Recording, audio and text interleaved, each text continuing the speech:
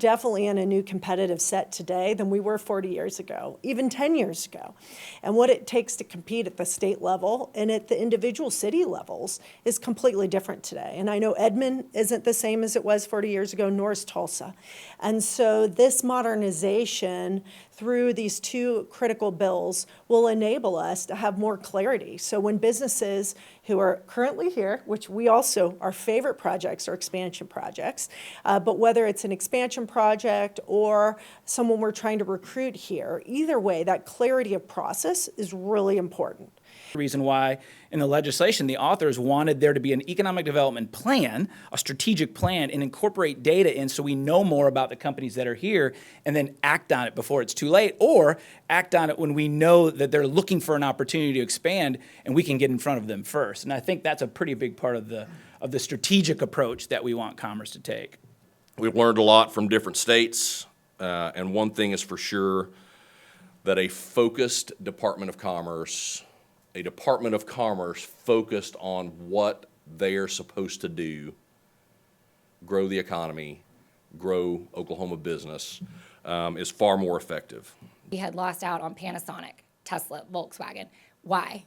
Why were we losing out on these things? Is this what Oklahoma is meant to do? We're going to find out.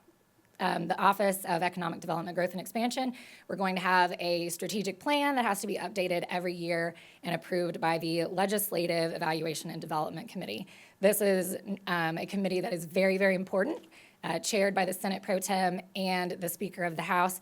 We're going to be reviewing all of these projects that come into the state to make sure that they are viable and that they are in alignment with what the taxpayers of Oklahoma would support.